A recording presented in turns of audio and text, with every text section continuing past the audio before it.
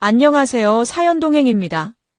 세상을 살다 보면 그 누구에게도 꺼내지 못한 이야기가 한둘쯤은 있죠. 이곳은 그런 마음들을 조용히 들어주는 작은 공간입니다. 구독은 공짜지만 그 마음은 참 귀하고 고맙습니다. 구독해주신다면 큰 힘이 될 거예요. 자, 그럼 오늘의 사연 시작합니다. 안녕하세요, 여러분. 오늘 제가 들려드릴 이야기는 정말 제 인생에서 가장 힘들었던 시간이자 동시에 가장 큰 깨달음을 얻었던 경험담입니다. 먼저 말씀드릴 게 있는데 제가 오늘 들려드릴 이야기는 실제로 제가 겪은 사연입니다. 다만 개인정보 보호를 위해서 이름이나 직업, 나이, 지역 등은 모두 각색되었으니 혹시 비슷한 분이 계시더라도 오해하지 마시기 바랍니다. 저는 박성호라고 하고 올해 44입니다. 평범한 정육점을 운영하며 성실하게 가정을 꾸려온 가장이었죠. 아침 5시면 어김없이 일어나서 가게 준비를 하고 밤늦게까지 손님들을 맞이하는 게 제 일상이었습니다. 힘들었지만 가족을 위해서라면 뭐든 할 수 있다고 생각했어요. 새벽에 시장에 나가서 좋은 고기를 직접 고르고 손님 한 분 한 분께 정성스럽게 써드리는 게 제 자부심이었습니다. 제 아내 민정이는 40살로 백화점에서 매니저로 일했습니다. 똑똑하고 능력도 뛰어난 여자였어요. 처음 만났을 때부터 저보다는 훨씬 세련되고 교양 있는 사람이라는 걸 알 수 있었습니다. 솔직히 제가 왜 저를 선택했는지 의아할 때도 있었죠. 하지만 그런 아내가 자랑스러웠고 더 잘해주고 싶었습니다. 아내의 직장 동료들을 만날 때면 괜히 위축되기도 했지만 민정이가 항상 자랑스럽게 저를 소개해주곤 했거든요. 결혼 후 몇 년간은 정말 행복했어요. 비록 경제적으로 여유롭지는 않았지만 서로를 아끼고 사랑하며 살았습니다. 민정이도 직장일이 힘들다고 하면서도 집에 오면 밝게 웃어주곤 했죠. 제가 힘든 일로 지쳐있을 때도 항상 따뜻한 말로 위로해주는 아내였습니다. 주말이면 둘이서 드라이브도 하고 맛있는 곳도 찾아다니며 소소한 행복을 누렸어요. 그런데 어느 순간부터 뭔가 달라지기 시작했어요. 민정이가 야근이 잦아졌고 주말에도 회사 일로 나가는 일이 많아졌습니다. 처음에는 승진을 위해 열심히 하는구나 싶어서 오히려 응원해줬어요. 더 맛있는 음식을 해서 도시락을 싸주고 피곤해하면 마사지도 해주며 뒷바라지를 했죠. 아내가 성공하면 우리 가정도 더 나아질 거라는 생각이었거든요. 하지만 이상한 신호들이 하나둘씩 나타나기 시작했습니다. 핸드폰을 항상 뒤집어 놓더라고요. 전에는 그런 적이 없었는데 말입니다. 그리고 화장품이나 옷에 신경을 쓰기 시작했어요. 물론 여자니까 당연한 거라고 생각하려 했지만 뭔가 예전과는 다른 느낌이었습니다. 특히 향수를 바꾸기 시작했는데 전에 쓰던 은은한 향에서 진한 향으로 바뀌었어요. 제일 이상했던 건 저와 눈을 잘 마주치려 하지 않는다는 거였어요.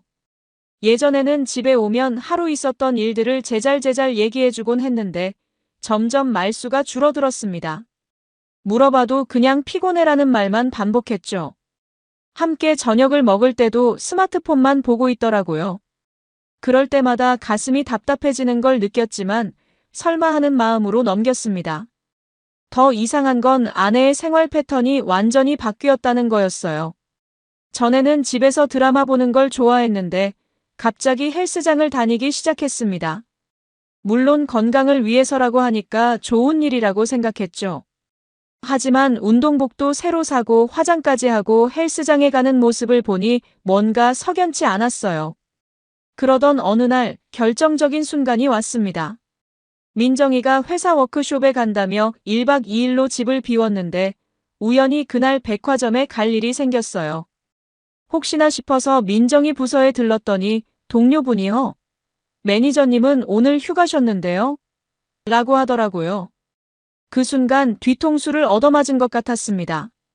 그 순간 머리가 하얗게 변했습니다. 설마 했던 일들이 현실이 되는 느낌이었어요. 집에 돌아와서 민정이를 기다리는 동안 정말 미칠 것 같았습니다. 혹시 제가 오해한 건 아닐까, 다른 이유가 있는 건 아닐까 하는 생각들이 머릿속을 맴돌았죠. 하지만 마음 한구석에서는 이미 답을 알고 있었어요. 민정이가 돌아왔을 때 조심스럽게 물어봤습니다. 워크숍은 어땠어? 그런데 민정이는 태연하게 좋았어. 많이 배웠어라고 답하더라고요. 심지어 워크숍에서 찍었다는 사진까지 보여주면서 말이에요. 그 순간 확신이 섰어요. 뭔가 숨기고 있다는 걸 말입니다. 그 사진들도 미리 준비해둔 거였겠죠. 며칠 후, 더 이상 참을 수 없어서 사립탐정을 고용했습니다. 정말 하기 싫었지만 확실히 알고 넘어가야겠다는 생각이 들었거든요.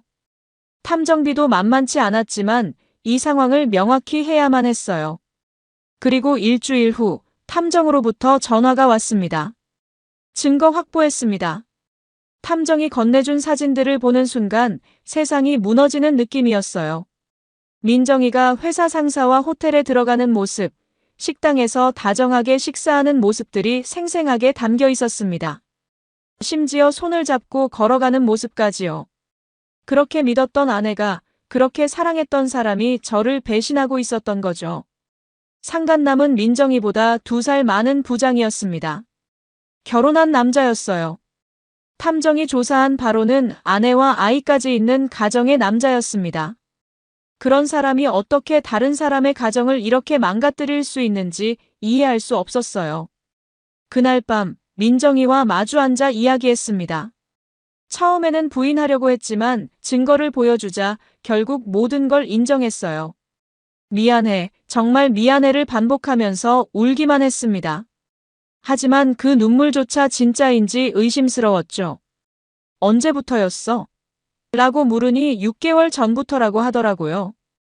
그러니까 제가 느꼈던 그 이상한 신호들이 모두 맞았던 거였어요. 상간남에 대한 소송을 걸었고 다행히 승소했습니다. 위자료로 2천만 원을 받아냈고요. 하지만 돈으로는 마음의 상처를 치유할 수 없었어요. 결국 이혼을 결정했습니다. 민정이는 직장에서도 소문이 나면서 스스로 그만두게 됐고 상간남도 회사에서 징계를 받았죠. 민정이는 결국 부모님이 계신 고향으로 내려갔습니다. 그렇게 저는 홀로 남게 되었습니다. 정육점 일만이 저를 버텨주는 유일한 힘이었어요. 손님들과 대화하고 고기를 써는 일에 집중하면서 하루하루를 버텨나갔습니다. 밤이 되면 혼자 집에 앉아 있노라면 온갖 생각들이 몰려왔지만 그래도 견뎠어요. 시간이 약이라더니 정말 조금씩이나마 마음이 나아지는 것 같았습니다. 하지만 완전히 잊히지는 않더라고요. 가끔 아무것도 아닌 일에도 민정이 생각이 났고 그럴 때마다 가슴이 아팠습니다. 그렇게 2년이라는 시간이 흘렸습니다. 2년이라는 게 길다면 길고 짧다면 짧은 시간이지만 저에게는 정말 긴 터널을 지나온 느낌이었어요. 처음 혼자가 되었을 때는 모든 게 어색했거든요. 아침에 일어나서 혼자 밥을 차려 먹고 저녁에도 혼자 간단히 때우는 생활이 익숙하지 않았죠. 하지만 시간이 지나면서 나름대로 적응하게 되었습니다. 정육점 일에 더욱 집중하게 되었고 손님들과도 더 많은 대화를 나누게 되었어요. 특히 단골 어르신들이 제 사정을 아시고는 더욱 챙겨주셨어요.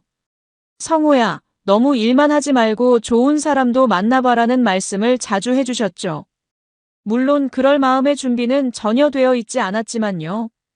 새벽에 일어나는 게 오히려 더 편해졌어요. 아무도 신경 쓸 사람이 없으니까 제 마음대로 시간을 보낼 수 있었거든요. 시장에서 고기를 고를 때도 예전보다 더 신중해졌고 손님들한테도 더 정성스럽게 설명해 드렸어요. 그러다 보니 매출도 예전보다 늘었고 새로운 단골 손님들도 많이 생겼습니다. 사업도 예전보다 더 잘 되기 시작했어요. 혼자 사는 서러움을 일로 달래다 보니 더 성실해졌고 고기 고르는 눈도 더 까다로워졌거든요. 손님들도 여기 고기가 제일 맛있다며 더 자주 찾아주셨어요. 경제적으로도 예전보다 나아졌고 무엇보다 마음의 평화를 찾은 것 같았습니다. 혼자 사는 것도 생각보다 나쁘지 않더라고요. 주말에는 혼자 등산도 하고 독서도 하며 여유를 찾으려 노력했어요. 예전에는 민정이와 함께 했던 일들을 혼자 하는 게 서글프기도 했지만 나중에는 그것도 괜찮았어요. 혼자만의 시간이 주는 평온함이 있었거든요. 누구 눈치 볼 필요도 없고 의심할 필요도 없는 그런 시간이었죠. 저녁에 혼자 맥주 한 캔 마시면서 TV 보는 시간도 나름 괜찮았어요. 예전에는 민정이가 드라마 보자고 하면 억지로 봤는데 이제는 제가 보고 싶은 걸 마음대로 볼 수 있었거든요. 축구 중계든 다큐멘터리든 자유자재로 말이에요.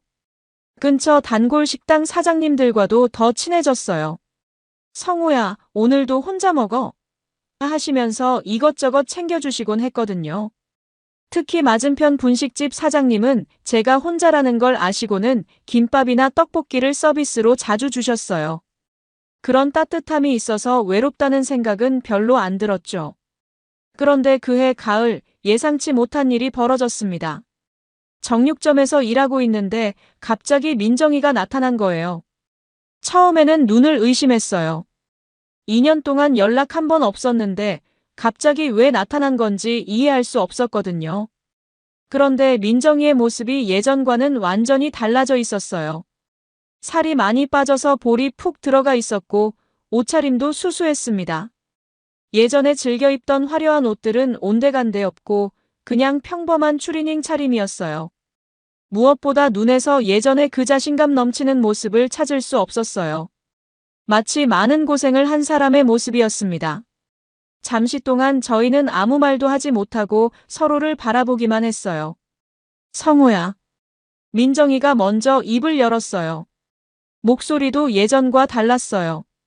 힘이 없고 떨리는 목소리였죠. 갑자기 와서 죄송해. 하지만 꼭 할 말이 있어서. 저는 손님들이 있어서 큰 소리로 대답할 수는 없었지만 일단 기다리라고 손짓했습니다. 그날 저녁 가게 문을 닫고 나서 민정이와 마주 앉았어요. 근처 조용한 카페에서였어요. 민정이는 계속 고개를 숙이고 있더라고요. 손톱도 깎여 있고 예전에 항상 봤던 네일 아트도 없었어요. 정말 많이 변한 모습이었습니다. 한참 후에야 민정이가 입을 열었어요. 정말 많이 반성했어. 고향에 내려가서 부모님 농사일도 도와드리고 펜션에서 청소일도 하면서 정신없이 지냈는데 하루도 내 생각 안 한 날이 없었어. 목소리가 많이 쉬어 있었어요. 아마 울면서 온 것 같았습니다. 민정이는 계속해서 말했어요. 처음에는 내가 얼마나 힘들었을지 생각도 못했어. 그냥 내가 힘들다는 생각만 했거든. 하지만 시간이 지나면서 내가 얼마나 상처받았을지, 얼마나 배신감을 느꼈을지 조금씩 알게 되었어. 정말 미안해. 그리고 잠시 후 민정이가 갑자기 무릎을 꿇었어요. 카페 안에서 갑자기 무릎을 꿇으니까 주변 사람들도 다들 쳐다보더라고요. 제발 한 번만 용서해줘. 다시는 그런 일 절대 없을 거야. 내가 얼마나 바보였는지 이제 알았어. 너 같은 사람을 잃고 나서야 깨달았어. 솔직히 그 순간 마음이 많이 흔들렸어요. 2년 동안 혼자 살면서 가끔 외로울 때가 있었거든요. 그리고 민정이의 모습이 예전과 너무 달라져 있어서 정말 반성하고 있는 것 같았어요. 하지만 한편으로는 또다시 배신당할까봐 두렵기도 했습니다.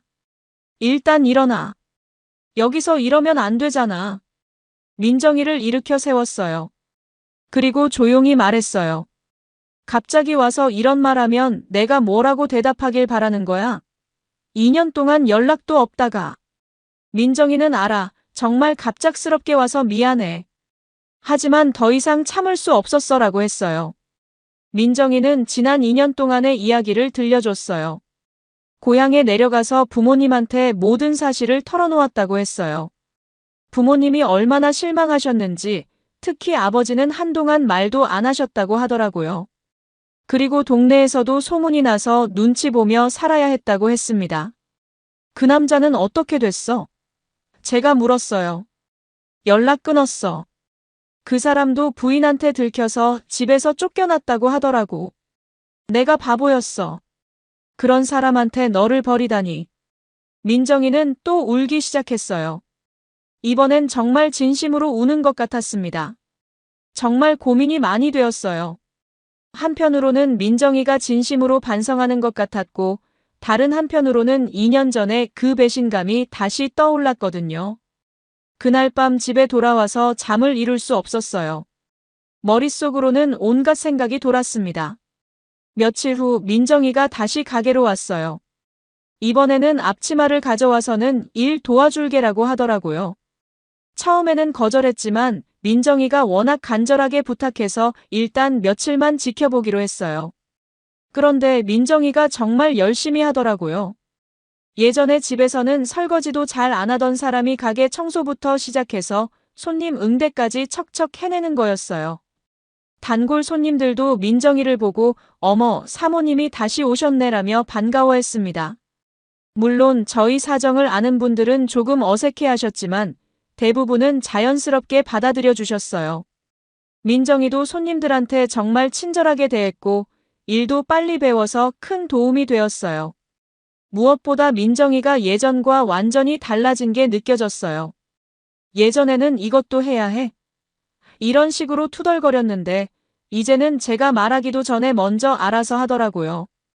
가게 바닥 청소, 진열대 정리, 심지어 화장실 청소까지 마다하지 않았습니다. 한 달 정도 그렇게 지내다 보니 마음이 조금씩 열리기 시작했어요. 민정이가 정말 변한 것 같았거든요. 예전에는 일찍 끝나려고 했는데 이제는 제가 그만하자고 할 때까지 계속 일하더라고요. 그리고 무엇보다 저를 대하는 태도가 완전히 달라졌어요. 예전처럼 당연하게 여기는 게 아니라 정말 조심스럽고 고마워하는 모습이었습니다. 어느 날 저녁 민정이가 성호야, 정말 마지막으로 한 번만 기회를 줘. 내가 평생 후회하며 살겠지만 그래도 내 곁에서 속죄하며 살고 싶어라고 했어요. 그 말을 들으니 마음이 더욱 복잡해졌어요. 그날 밤에도 잠을 못 이뤘습니다. 정말 많은 고민을 했어요. 다시 시작한다면 예전처럼 행복할 수 있을까? 아니면 또 다른 배신이 기다리고 있는 걸까? 하지만 민정이의 변한 모습을 보니 한 번 더 믿어봐도 되지 않을까 하는 생각이 들었어요. 결국 일주일 후 저는 민정이에게 대답했습니다. 조건이 있어. 절대 거짓말하지 말 것. 그리고 무슨 일이 있어도 솔직하게 말할 것. 만약 다시 그런 일이 있다면 그때는 정말 끝이야. 민정이는 눈물을 흘리며 고개를 끄덕였어요. 그렇게 저희는 다시 함께 살기 시작했습니다. 법적으로는 이혼한 상태였지만 다시 한 집에서 살기로 한 거죠. 민정이는 정말 열심히 살았어요. 가게 일도 도와주고 집안일도 척척 해내고 무엇보다 저한테 정말 잘해줬어요. 예전에는 당연하게 여겼던 일들을 이제는 하나하나 고마워하더라고요. 그렇게 다시 함께 살기 시작한 지 6개월 정도가 지났어요. 처음에는 서로 어색했죠. 같은 집에 살지만 마치 조심스러운 룸메이트 같은 느낌이었거든요. 민정이는 정말 조심스럽게 행동했어요. 제 눈치를 보면서 혹시 기분 나쁜 일은 없는지 계속 확인하더라고요. 아침에 일어나면 민정이가 이미 일어나서 아침밥을 차려놓고 있었어요. 예전에는 제가 먼저 일어나서 혼자 준비하곤 했는데 이제는 따뜻한 밥과 국이 준비되어 있었죠. 고마워라고 하면 당연한 거야. 더 잘알게라며 항상 미안해하는 표정이었어요. 가게에서도 민정이는 정말 열심히 일했어요. 손님들도 사모님이 오시니까 가게가 더 깔끔해졌네라며 좋아하셨고요. 특히 여자 손님들은 민정이가 있으니까 더 편하게 이야기하시더라고요. 고기 고르는 것도 민정이가 설명해드리면 더 잘 이해하시는 것 같았어요. 저녁에는 둘이서 함께 가게 정리를 하고 집에 와서 저녁을 먹었어요. 예전처럼 자연스럽지는 않았지만 그래도 나름 괜찮은 일상이었죠. 민정이가 오늘 하루는 어땠어? 라고 물어보면 괜찮았어 라고 대답하고 그런 소소한 대화들이 조금씩 늘어갔어요. 주말에는 함께 시장도 가고 가끔 영화도 봤어요. 물론 예전처럼 자연스럽지는 않았지만 그래도 조금씩 마음의 벽이 허물어지는 느낌이었어요. 민정이도 예전보다 훨씬 성숙해진 것 같았고 저도 조금씩 마음을 열어가고 있었죠. 단골 손님들도 저희를 보며 이번엔 다르다는 말씀을 하셨어요. 특히 옆집 반찬 가게 사장님은 둘이 전보다 더 다정해 보인다며 웃으셨거든요. 실제로도 그런 것 같았어요. 예전에는 서로 당연하게 여겼던 것들을 이제는 고마워하게 되었으니까요.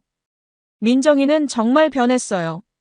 예전에는 제가 힘들어해도 고생 많이 한다는 말 정도였는데 이제는 제가 조금만 피곤해 보여도 마사지 해줄까?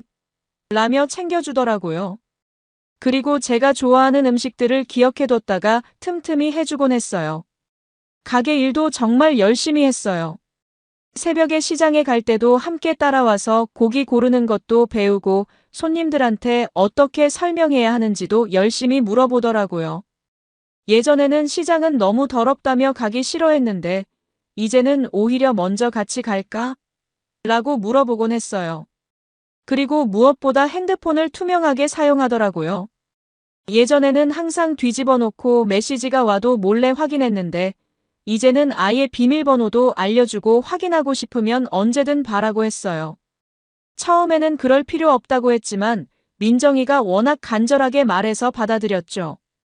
저도 조금씩 마음을 열어가고 있었어요. 처음에는 항상 경계하고 있었거든요. 혹시 또 다른 남자가 생기는 건 아닌지, 거짓말을 하는 건 아닌지 계속 의심했어요. 하지만 시간이 지나면서 그런 의심들이 조금씩 사라졌죠. 민정이와 함께 웃을 수 있게 되었어요. 예전에는 웃는 것도 어색했는데 가게에서 재미있는 일이 있으면 같이 웃고 TV 보면서도 자연스럽게 대화하게 되었어요. 특히 민정이가 가끔 엉뚱한 말을 할 때면 예전처럼 너 정말 바보다라며 장난칠 수도 있었죠. 하지만 여전히 완전히 예전으로 돌아간 건 아니었어요. 가끔 민정이가 늦게 들어오거나 전화를 받을 때면 순간적으로 불안해지곤 했거든요. 그럴 때마다 민정이는 제 표정을 보고 바로 알아채고는 오늘 뭐 했는지 다 얘기해 줄게라며 하루 일정을 자세히 설명해 주곤 했어요. 고깃집 사장님이 요즘 부부 사이가 좋아 보인다며 웃으셨어요. 실제로도 그랬어요. 민정이가 고기를 고를 때 이거 어때? 라고 물어보면 자연스럽게 대답해주고 가격 흥정도 함께 하곤 했거든요. 예전에는 민정이가 시장 가는 것도 싫어했는데 이제는 오히려 더 적극적이었어요. 저녁에 집에 와서 함께 드라마를 보거나 가끔 동네 산책도 했어요.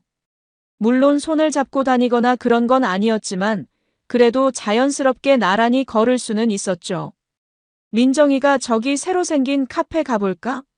라고 하면 그래라고 대답할 수 있는 정도의 관계가 되었어요. 무엇보다 민정이가 예전과 완전히 달라진 게 느껴졌어요. 예전에는 이것도 해야 해. 이런 식으로 투덜거렸는데 이제는 제가 말하기도 전에 먼저 알아서 하더라고요. 가게 바닥 청소, 진열대 정리, 심지어 화장실 청소까지 마다하지 않았습니다. 가끔 민정이가 내가 정말 많이 변했지? 라고 물어보면 그런 것 같네 라고 답해줬어요. 그러면 민정이는 정말 기뻐하면서 더 잘할게, 절대 실망시키지 않을게라고 하곤 했어요. 그런 모습을 보면 정말 진심으로 노력하고 있다는 게 느껴졌거든요. 지인들도 저희를 보며 이번엔 정말 다르다는 말을 했어요. 특히 제 고등학교 동창인 철수가 민정이 누나가 완전히 사람이 바뀌었네 라고 하더라고요. 예전에는 좀 거만한 느낌이었는데 이제는 정말 겸손해 보여라며 신기해했어요. 그렇게 조금씩 일상을 회복해가고 있었습니다. 완전히 예전으로 돌아간 건 아니었지만 그래도 새로운 시작을 하고 있다는 느낌이었어요. 민정이도 정말 열심히 노력하고 있었고 저도 조금씩 마음을 열어가고 있었죠. 혹시 이번에는 정말 잘 될 수 있을까 하는 희망이 생기기 시작했어요. 그런데 어느 날 정말 예상치 못한 일이 벌어졌어요. 평소처럼 가게에서 일하고 있는데 택배 아저씨가 제 이름으로 온 소포를 가져다 주셨어요. 발송인 이름도 없고 그냥 제 이름과 주소만 적혀 있더라고요. 이상하다는 생각이 들었지만 일단 받았어요. 그날 저녁 집에 와서 소포를 열어봤는데 안에 작은 USB가 하나 들어있었어요. 편지나 메모 같은 것도 없고 그냥 USB 하나만 덩그러니 있더라고요. 처음에는 뭔가 싶어서 민정이한테도 보여줬어요. 이거 뭘까? 누가 보낸 걸까? 민정이도 고개를 갸우뚱하더라고요. 모르겠어. 혹시 가게 관련해서 온 건 아닐까? 그래서 컴퓨터에 꽂아서 확인해 보기로 했어요. 그런데 그 안에 들어있는 걸 보는 순간 머리가 하얗게 변했어요. USB 안에는 사진들과 동영상이 들어있었어요. 그런데 그 사진의 주인공이 민정이었어요. 어떤 남자와 함께 호텔에 들어가는 모습, 식당에서 다정하게 앉아있는 모습들이 여러 장 있었거든요. 동영상도 있었는데 호텔 로비에서 그 남자와 엘리베이터를 타는 모습이었어요. 처음에는 예전 사진인가 싶었어요. 2년 전에 찍힌 사진이나 동영상이 이제야 누군가가 보낸 건가 하고 말이에요. 하지만 자세히 보니 민정이가 최근에 입었던 옷을 입고 있더라고요. 심지어 며칠 전에 새로 산 가방까지 들고 있었어요. 그 순간 온몸에 힘이 빠졌어요. 다시 또 당한 거구나 하는 생각이 들었거든요. 그동안 믿었던 게 또다시 무너지는 느낌이었어요. 화면을 보고 있는데 손이 덜덜 떨렸어요. 민정이가 옆에서 왜 그래? 무슨 일이야? 라고 물어봤지만 대답할 수 없었어요. 이게 뭐야? 제가 화면을 민정이한테 보여줬어요. 민정이는 화면을 보더니 얼굴이 하얗게 변했어요. 이건 아니야. 나 이런 적 없어. 하지만 증거가 너무 명확했어요. 분명히 민정이었고 분명히 최근 사진들이었거든요. 그럼 이 사진 속 사람이 누구야? 네 쌍둥이 동생이야? 제가 소리를 질렀어요. 그동안 참고 있던 감정들이 한꺼번에 터져나왔어요. 또 거짓말이야? 6개월 동안 나를 또 속인 거야? 민정이는 계속 아니야, 정말 아니야를 반복했어요. 그러면서 눈물을 흘리더라고요. 나 정말 그런 적 없어. 이 사진들이 언제 찍힌 건지도 모르겠어. 정말 믿어줘. 하지만 저는 더 이상 믿을 수 없었어요. 한 번 속은 게 2번이고 이제 또 3번째인 거잖아요. 그동안 연기였어? 반성하는 척, 변한 척 다 연기였다고? 아니야, 정말 아니야. 민정이가 제 팔을 붙잡으며 울었어요. 나 정말 변했어. 이 사진들은 가짜거나 아니면 누군가 조작한 거야. 제발 믿어줘. 그런데 사진들이 너무 선명했어요. 화질도 좋고 각도도 다양했고 심지어 시간대도 다른 여러 장이 있었거든요. 이걸 조작하려면 정말 전문가 수준이어야 할 텐데 누가 그런 수고를 할까 싶었어요. 게다가 민정이 표정도 너무 자연스러웠어요. 억지로 찍힌 것 같지도 않고 정말 행복해 보이는 표정이었거든요. 그럼 이 남자는 누구야? 제가 사진 속 남자를 가리키며 물었어요. 민정이는 사진을 자세히 보더니 모르겠어. 정말 모르는 사람이야 라고 했어요. 하지만 그 표정이 어딘가 어색했어요. 뭔가 숨기는 것 같은 느낌이 들었거든요. 사진을 하나하나 자세히 보니까 더 화가 났어요. 민정이가 그 남자와 손을 잡고 걷는 모습, 어깨에 기대는 모습까지 있었거든요. 심지어 민정이가 웃고 있는 표정도 있었어요. 6개월 동안 저한테 보여준 그 조심스러운 모습은 다 가짜였구나 싶었어요. 특히 하나의 사진이 제일 충격적이었어요. 민정이가 그 남자와 카페에서 케이크를 나눠 먹는 모습이었는데 민정이가 정말 행복해 보였거든요. 저와 함께 있을 때보다도 더 밝은 표정이었어요. 그걸 보니까 정말 배신감이 밀려왔습니다. 언제부터였어? 제가 차갑게 물었어요. 다시 시작한다고 했을 때부터 이미 다른 남자가 있었던 거야? 민정이는 정말 아니야. 나 그런 적 없어를 계속 반복했어요. 하지만 그 목소리에 확신이 없어 보였어요. 동영상도 봤는데 더 충격적이었어요. 민정이가 그 남자와 호텔 엘리베이터에서 팔짱을 끼고 올라가는 모습이었거든요. 시간을 보니까 제가 가게에서 혼자 일하고 있던 평일 오후였어요. 그때 민정이는 동네 친구 만나러 간다고 했었는데 거짓말이었던 거죠. 그날 밤은 정말 최악이었어요. 민정이는 계속 울면서 자신은 정말 그런 적이 없다고 했고 저는 더 이상 뭘 믿어야 할지 모르겠더라고요. 2년 전에 그 악몽이 다시 시작되는 것 같았어요. 같은 상황이 또 반복되는 것 같아서 정말 미칠 것 같았어요. 걔가 똥을 끊지 내가 널 믿다니.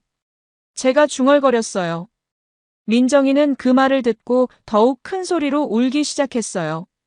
정말 아니야, 성호야. 나 정말 변했어. 이 사진들은 누군가 조작한 거야. 하지만 저는 더 이상 들을 수 없었어요. 방을 나와서 거실 소파에 앉아 있었는데 머릿속이 너무 복잡했어요. 이번에는 정말 어떻게 해야 할까? 또다시 이혼 소송을 해야 하나? 아니면 그냥 조용히 헤어져야 하나? 두 번째 기회까지 줬는데 또 이런 일이 벌어지다니 정말 어이가 없었어요. 민정이는 밤새 제 앞에서 무릎 꿇고 있었어요. 제발 믿어줘. 나 정말 그런 적 없어. 누군가 우리를 갈라놓으려고 하는 거야. 하지만 저는 더 이상 무엇을 믿어야 할지 알 수 없었어요. 증거가 너무 명확한데 어떻게 믿으라는 거죠? 새벽까지 그렇게 실랑이를 벌였지만 결론은 나지 않았어요.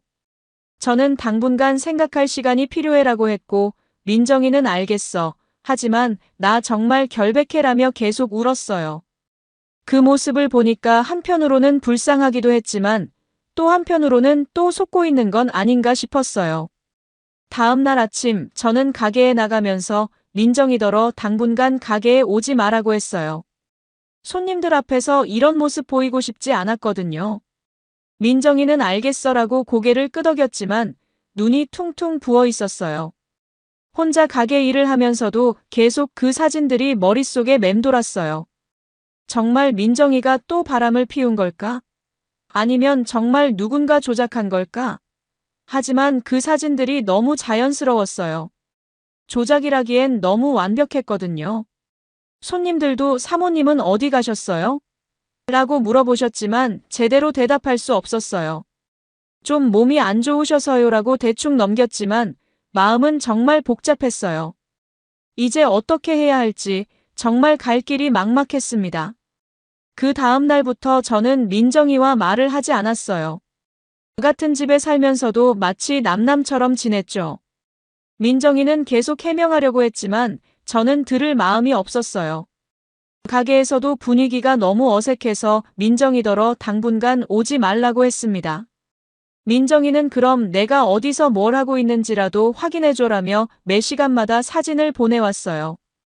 집에서 청소하는 모습, 장 보는 모습, 심지어 화장실에 가는 것까지 다 찍어서 보내더라고요. 하지만 그런 것들이 더 역겨웠어요. 이미 늦었는데 무슨 소용이냐 싶었거든요. 처음 며칠은 정말 힘들었어요. 혼자 가게 일을 다 해야 하니까 몸도 힘들고 마음도 복잡했거든요.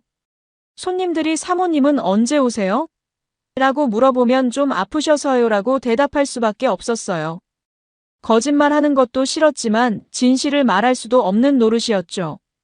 민정이는 집에서 계속 기다리고 있었어요. 제가 가게에서 돌아오면 오늘 하루는 어땠어? 라고 물어보곤 했지만 저는 대답하지 않았어요. 그러면 민정이는 미안해, 정말 미안해를 반복하면서 울곤 했죠. 며칠 후 저는 변호사 사무실을 찾아갔어요. 2년 전에 도움을 받았던 그 변호사님이었죠. 또 오셨네요 라며 안타까워 하시더라고요. 사정을 설명하고 USB를 보여드리니까 이번에는 증거가 더 확실하니까 소송이 수월할 거예요 라고 하셨어요. 상간남이 누군지는 알아내셨어요? 변호사님이 물어보셨어요. 저는 아직 모르겠어요. 사진만 있고 신원은 파악 못했어요 라고 답했어요. 그럼 일단 포렌식 감정부터 의뢰해 보시죠. 요즘 디지털 증거는 조작 가능성도 있으니까요. 사실 포렌식 감정은 별로 기대하지 않았어요. 사진들이 너무 선명하고 자연스러웠거든요. 그냥 절차상 하는 거라고 생각했죠. 하지만 변호사님이 권하시니까 일단 따라하기로 했어요. 요즘 인공지능 기술이 발달해서 정교한 조작도 가능하다고 하니까 한번 확인해 보는 게 좋겠어요 라고 하시더라고요. 포렌식 업체에 USB를 맡기고 일주일을 기다렸어요. 그 일주일 동안 정말 힘들었어요. 가게 일은 혼자 해야 하니까 더 바빴고 집에 가면 민정이가 계속 울고 있어서 더 짜증이 났거든요. 차라리 나가서 살라고 하고 싶었지만 법적으로는 아직 아내니까 그럴 수도 없었어요. 민정이는 정말 이상하게 행동했어요. 평소보다 더 집착적으로 변했거든요. 제가 어디 가면 꼭 따라오려고 하고 화장실까지 따라오려고 할 정도였어요. 나 정말 아무것도 안 했어. 믿어줘를 하루에 100번도 넘게 말했죠. 그런데 이상한 건 민정이가 그 사진 속 남자를 정말 모른다고 계속 주장하는 거였어요. 처음에는 거짓말이라고 생각했는데 워낙 확신에 차서 말하니까 조금 이상하다는 생각이 들었어요. 정말 모르는 사람이라면 어떻게 그런 사진이 찍힐 수 있을까? 그리고 민정이가 내가 언제 그런 옷을 입고 나갔는지 기억도 안 나라고 하는 것도 이상했어요. 분명히 최근에 입었던 옷들인데 기억을 못한다는 게 말이 안 되잖아요. 하지만 그런 세부적인 것까지 거짓말할 이유가 있을까 싶기도 했고요. 어느 날 저녁 민정이가 성우야, 나 정말 억울해라며 또 울기 시작했어요. 이 사진들 때문에 미칠 것 같아. 정말 내가 언제 이런 일을 했는지 모르겠어. 그런데 그 표정이 정말 진심 같아 보였어요. 연기라기엔 너무 절절했거든요. 하지만 증거가 너무 확실했어요. 아무리 민정이가 억울해해도 사진과 동영상이 있는데 어떻게 믿으라는 거죠? 게다가 시간과 장소까지 다 나와 있는데 말이에요. 제가 가게에서 일하고 있는 시간에 다른 남자와 호텔에 가고 식당에서 데이트하고 있었던 거잖아요. 일주일 후 포렌식 업체에서 연락이 왔어요. 결과 나왔으니 직접 와서 확인해 보세요라고 하더라고요. 저는 별 기대 없이 갔어요. 그냥 조작 흔적 없음이라는 결과를 듣고 소송 진행하면 되는 거라고 생각했거든요. 그런데 포렌식 전문가가 말하는 걸 듣고는 깜짝 놀랐어요. 이 영상과 사진들은 모두 조작된 것입니다. 아주 정교하게 만들어졌지만 자세히 분석해보니 여러 군데서 조작 흔적이 발견됩니다. 뭐라고요? 저는 귀를 의심했어요. 조작이라는 게 무슨 말씀이에요? 전문가는 컴퓨터 화면을 보여주며 설명했어요. 여기 보시면 그림자의 방향이 일치하지 않습니다. 그리고 이 부분은 다른 사진에서 따온 걸로 보이고요. 요즘 인공지능 기술이 발달해서 이런 정교한 조작이 가능합니다. 특히 딥페이크 기술을 사용하면 실제 인물의 얼굴을 다른 몸에 자연스럽게 합성할 수 있어요. 저는 정말 충격을 받았어요. 그럼 이 사진들이 전부 가짜라는 말씀이세요? 네, 맞습니다. 실제 인물의 얼굴을 다른 사람 몸에 합성한 것들이에요. 아주 정교하게 작업되어서 육안으로는 구분하기 어렵지만 포렌식 분석으로는 명확히 드러납니다. 그 순간 머리가 하얗게 변했어요. 그럼 민정이가 진실을 말한 거였어요? 제가 또다시 의심하고 상처를 준 거였고요. 포렌식 업체에서 나와서 차 안에 앉아 있는데 정말 어떻게 해야 할지 모르겠더라고요. 그동안 민정이를 얼마나 괴롭혔을까 싶어서 가슴이 아팠어요. 그런데 동시에 화도 났어요. 누가 이런 정교한 조작을 해서 저희 부부를 이렇게 괴롭힌 거죠? 대체 무슨 목적으로 이런 짓을 한 걸까요? 저는 곧바로 집으로 향했어요. 민정이한테 사과해야겠다는 생각뿐이었거든요. 민정이한테 전화를 걸었어요. 지금 어디야? 집에 있어. 왜? 집에서 기다려. 할 말이 있어. 전화를 끊고 집으로 향하는데 가슴이 두근거렸어요. 미안함과 동시에 누군가 이런 짓을 했다는 분노가 올라왔거든요. 집에 도착했을 때 민정이는 현관에서 기다리고 있었어요. 제 표정을 보더니 무슨 일이야? 라고 물었어요. 저는 포렌식 결과지를 보여주며 말했어요. 미안해. 내가 맞았어. 사진들이 조작된 거였어. 민정이는 그 말을 듣고 주저앉았어요. 그리고 한참 동안 울더라고요. 다행이야. 정말 다행이야. 나도 미칠 것 같았어라며 계속 울었어요. 저도 민정이를 안아주며 정말 미안해. 또 의심해서라고 사과했어요. 그런데 이제 문제는 누가 이런 짓을 했느냐는 거였어요. 이런 정교한 조작을 할 수 있는 사람이 누가 있을까? 그리고 왜 저희를 이렇게 괴롭히려고 하는 걸까? 변호사님과 상의해서 경찰에 신고하기로 했어요. 경찰에서는 사이버 범죄팀에서 수사하겠습니다 라고 했어요. USB에 남아있는 디지털 흔적을 추적해서 범인을 찾아내겠다고 하더라고요. 하지만 시간이 걸릴 거라고 했어요. 그래도 반드시 찾아내겠다고 약속하셨습니다. 그날 밤 민정이와 이야기를 많이 했어요. 누가 이런 짓을 했을까? 혹시 예전에 우리한테 원한을 가진 사람이 있을까? 여러 가지 추측을 해봤지만 딱히 떠오르는 사람이 없었어요. 2년 전 상간남은 이미 다른 지역으로 이사를 갔다고 들었거든요. 며칠 후 경찰에서 연락이 왔어요. 용의자를 찾았습니다. 내일 오셔서 확인해 보세요. 드디어 범인이 잡혔다는 소식을 듣고 정말 기뻤어요. 대체 누가 이런 악질적인 짓을 했는지 너무 궁금했거든요. 경찰서에 가서 확인해 보니 정말 충격적이었어요. 범인은 다름 아닌 2년 전 민정이와 불륜했던 그 상간남이었어요. 김진수라는 놈이었는데 생각보다 훨씬 치밀하고 악질적인 사람이었더라고요. 경찰 조사 결과 그놈은 2년 전 소송에서 진 후부터 계속 복수를 계획해왔다고 했어요. 전문적인 영상 편집 기술을 배우고 저희 집 주변을 몰래 감시하면서 민정이의 일상을 촬영했대요. 그리고 그 영상들을 조작해서 마치 다른 남자와 바람 피우는 것처럼 만든 거였어요. 정말 소름 끼치는 놈이네요. 담당 형사님이 말씀하셨어요. 2년 동안 이런 걸 계획했다니 정상이 아닙니다. 몰카까지 설치해서 부인분 일거수일투족을 감시했어요. 듣고 보니 정말 무서웠어요. 그동안 저희가 감시당하고 있었다는 거잖아요. 김진수는 저희가 다시 화해한 것도 알고 있었고, 그래서 더 치밀하게 계획을 세웠대요. 민정이가 변했다는 소문도 들었고, 그래서 더 분이 났나 봐요. 자기 때문에 이혼했는데 다시 합쳐진 게 배가 아팠던 거죠. 그놈이 뭐라고 하던가요? 제가 물어봤어요. 처음에는 부인하더니 증거를 보여주니까 결국 자백했습니다. 쟤들이 행복하게 사는 게 너무 배가 아팠다고 하더라고요. 정말 한심한 놈이었어요. 더 충격적인 건 그놈이 이번 일만 한 게 아니라는 거였어요.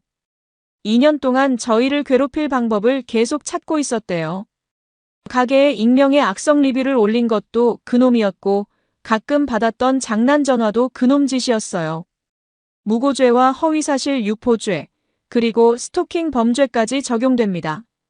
변호사님이 설명해 주셨어요. 이번에는 확실히 처벌받을 겁니다. 게다가 정신감정도 받아야 할 것 같아요. 그제야 마음이 좀 놓였어요. 재판 준비를 하면서 알게 된 사실들이 더 많았어요. 그놈은 2년 전 소송 후에 회사에서도 잘렸고 아내한테도 이혼당했대요. 그래서 더 비뚤어진 것 같더라고요. 자기 인생이 망가진 걸 저희 탓으로 돌리고 있었던 거죠. 민정이는 그 소식을 듣고 정말 무서웠어라며 떨었어요. 그 사람이 나를 계속 지켜보고 있었다니. 저도 생각해보니 소름이 돋았어요. 2년 동안 그런 감시를 받으며 살았다는 게 정말 끔찍했거든요. 하지만 한편으로는 다행이었어요. 진실이 밝혀졌으니까요. 민정이가 정말 변했다는 것도 확인되었고 제가 괜히 의심했다는 것도 분명해졌으니까요. 이제 정말 새로운 시작을 할 수 있을 것 같았어요. 재판이 시작되었어요. 검사님이 피고인 김진수는 2년에 걸쳐 계획적으로 피해자 부부를 괴롭혔습니다라며 강력한 처벌을 요구했어요. 그놈은 법정에서도 후회하지 않는다며 뻔뻔하게 굴더라고요. 하지만 판사님은 매우 악질적인 범행이라며 징역 3년을 선고했어요. 그리고 저희한테 정신적 피해 배상금도 지급하라고 했고요. 법정을 나오면서 정말 후련했어요. 드디어 악인이 처벌받는 순간이었거든요. 민정이도 이제 정말 끝났구나라며 안도의 한숨을 쉬었어요. 그동안 얼마나 힘들었을까 싶었어요. 저도 민정이를 또 의심해서 정말 미안했고요. 하지만 이제는 정말 모든 게 해결된 것 같았습니다. 그날 밤 집에서 민정이와 조용히 이야기했어요. 이제 정말 새로운 시작이네. 응, 이번에는 정말 행복하게 살자. 그렇게 저희는 다시 한번 새로운 출발을 다짐했어요. 이번에는 정말 아무도 방해할 수 없는 행복을 만들어가기로 했습니다. 재판이 끝나고 며칠 후 더 충격적인 소식이 들려왔어요. 김진수 그놈이 감옥에 들어간 후 여러 가지 추가 범죄들이 밝혀진 거예요. 경찰에서 연락이 와서 김진수 관련해서 추가로 알려드릴 게 있습니다 라고 하더라고요. 경찰서에 가보니 정말 어이없는 일들이 많았어요. 그놈이 저희뿐만 아니라 다른 사람들도 괴롭혔다는 거였어요. 전 회사 동료들한테도 악성 루머를 퍼뜨리고 심지어 전 아내에게도 스토킹을 했다고 하더라고요. 도박도 했습니다. 담당 형사님이 말씀하셨어요. 불법 도박 사이트에서 수천만 원을 잃었어요. 그래서 더 비뚤어진 것 같습니다. 그 얘기를 듣고 보니 그놈이 왜 그렇게 저희를 괴롭혔는지 이해가 되더라고요. 자기 인생이 망가지니까 다른 사람들도 불행하게 만들고 싶었던 거죠. 더 놀라운 건 불법 투자 사기에도 연루되어 있었다는 거였어요. 가상화폐 투자 사기에 가담해서 수십 명을 속였습니다. 피해액만 수억 원이에요. 정말 한심한 놈이었어요. 그런 놈이 저희를 도덕적으로 심판하려 했다니 웃기는 일이었죠. 언론에서도 이 사건에 관심을 보이기 시작했어요. 딥페이크를 이용한 악성 스토킹 사건이라며 기사가 나왔거든요. 저희 이름은 가명으로 처리됐지만 그래도 많은 사람들이 관심을 가졌어요.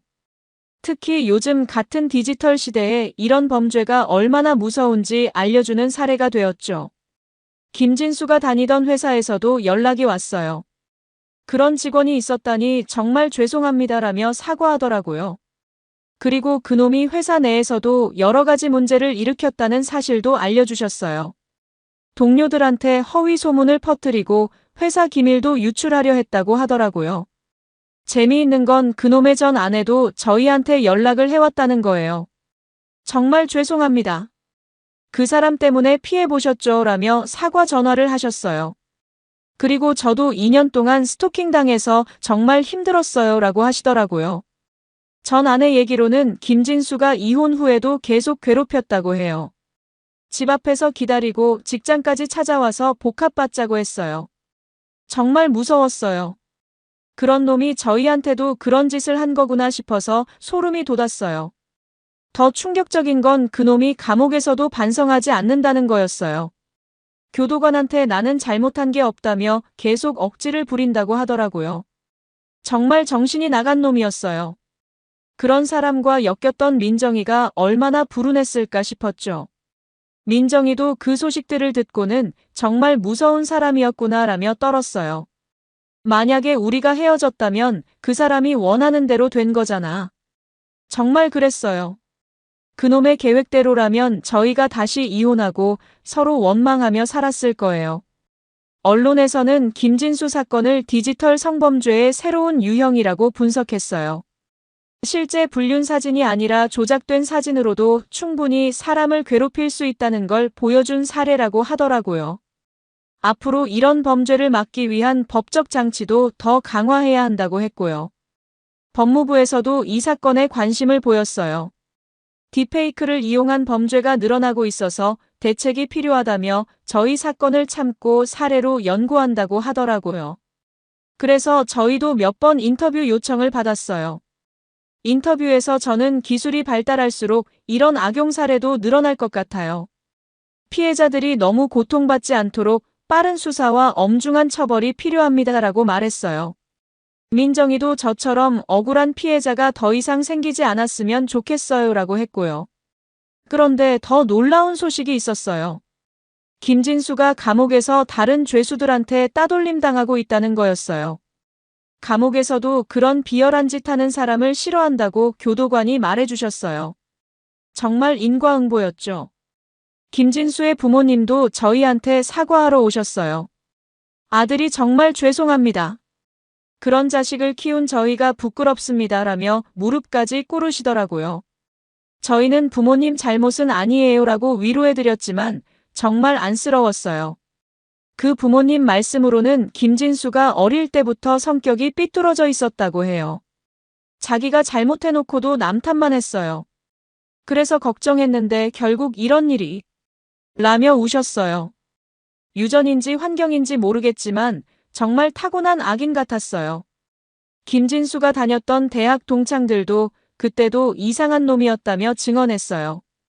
여자친구가 자기를 차면 스토킹하고 친구들이 잘 되면 질투해서 방해했어요.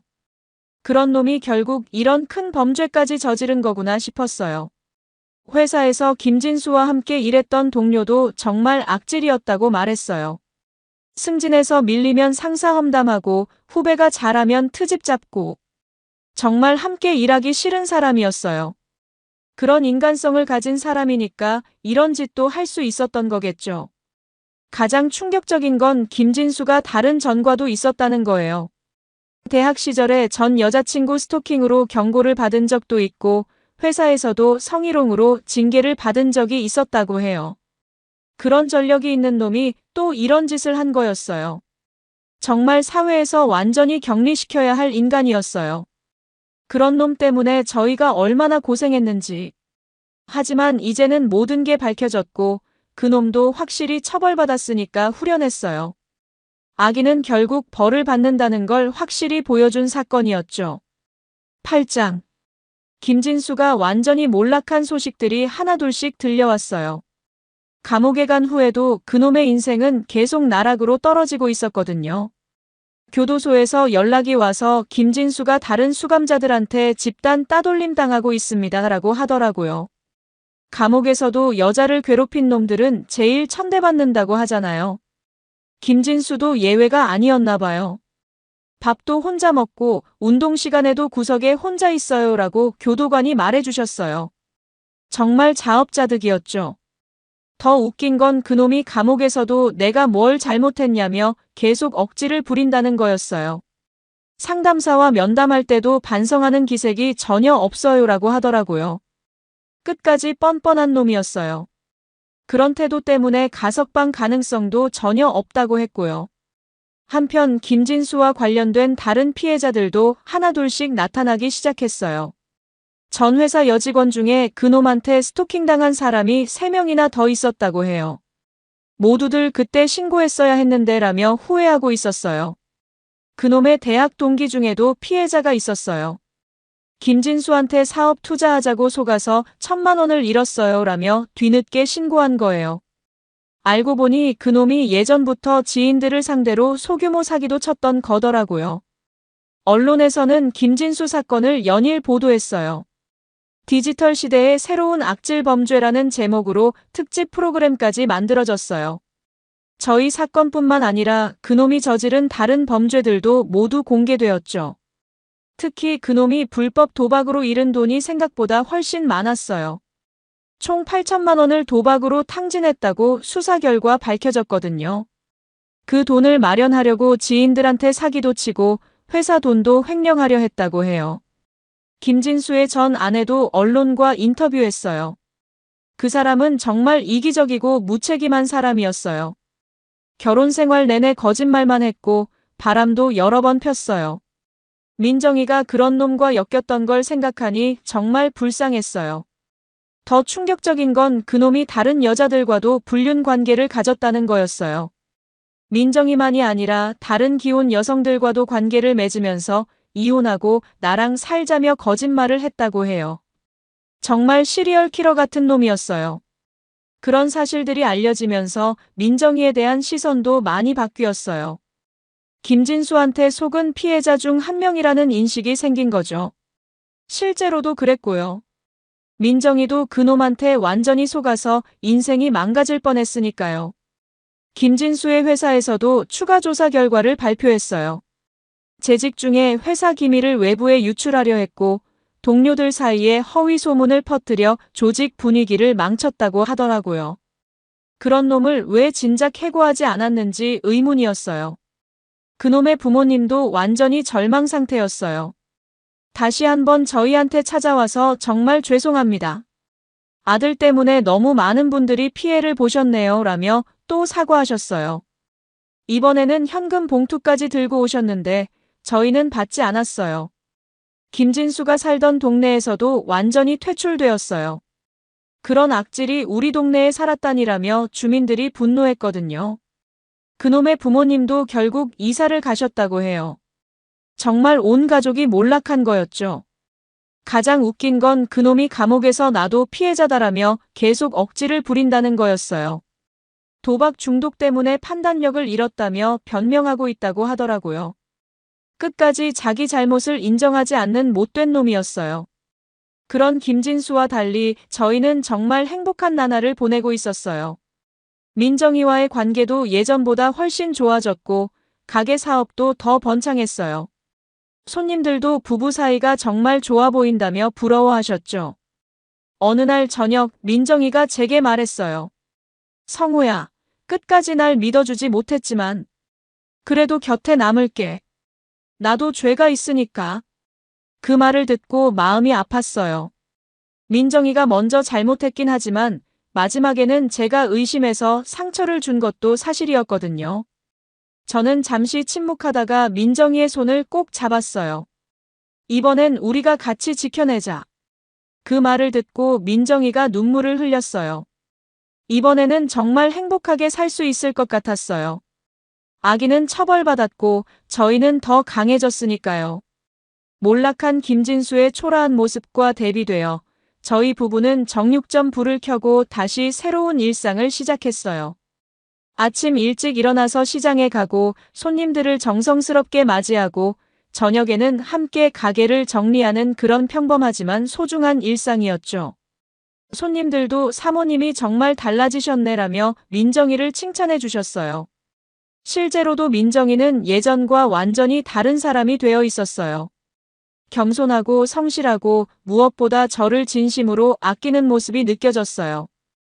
그날 밤 집에서 뉴스를 보는데 김진수 관련 후속 보도가 나왔어요. 감옥에서도 교화 거부하며 반성 없는 태도 지속이라는 제목이었어요. 정말 구제불능인 놈이었죠. 하지만 저희는 더 이상 그런 악인에게 신경 쓰지 않기로 했어요. 거짓은 언젠가 드러나고 진심은 결국 남는다는 걸 이번 일로 확실히 깨달았어요. 김진수 같은 악인은 결국 스스로 무너지고 저희 같은 선량한 사람들은 결국 행복을 찾게 되는 거라고 말이에요. 정말 완벽한 사이다 결말이었습니다. 제 이야기를 요약하자면 제 아내 민정이가 2년 전 불륜을 저질러서 이혼했는데 2년 후 진심으로 반성하며 돌아와서 다시 함께 살기 시작했어요. 그런데 누군가 조작된 불륜 사진을 보내와서 또다시 의심하게 되었죠. 하지만 포렌식 결과 모든 사진이 가짜였고 범인은 2년 전 상간남 김진수였어요. 그놈은 2년 동안 복수를 계획해서 딥페이크 기술로 가짜 증거를 만든 거였죠. 결국 김진수는 여러 범죄로 처벌받아 완전히 몰락했고 저희 부부는 더 강한 신뢰로 다시 행복하게 살게 되었습니다. 여러분들은 만약 이런 상황에 처하신다면 어떻게 하실 건가요? 첫 번째 불륜 때 바로 영원히 용서하지 않으셨을까요? 아니면 저처럼 한 번 더 기회를 주셨을까요? 그리고 조작된 증거를 받았을 때 바로 포렌식 감정을 의뢰하셨을까요? 댓글로 여러분의 생각을 들려주세요. 여러분, 오늘 사연 어떻게 들으셨나요? 지금 이 순간 무슨 생각이 드셨는지도 궁금합니다. 여러분의 소중한 생각을 댓글로 남겨주세요. 지금까지 사연동행이었습니다. 함께 해주신 모든 분들께 진심으로 마음 깊이 감사드립니다. 방송 끝나기 전에 혹시 아직 구독과 좋아요 안 누르셨다면 그 한 번의 클릭이 이 채널을 계속 이어가게 하는 큰 힘이 된답니다. 다음 사연에서 다시 인사드릴게요. 여러분 평안하세요.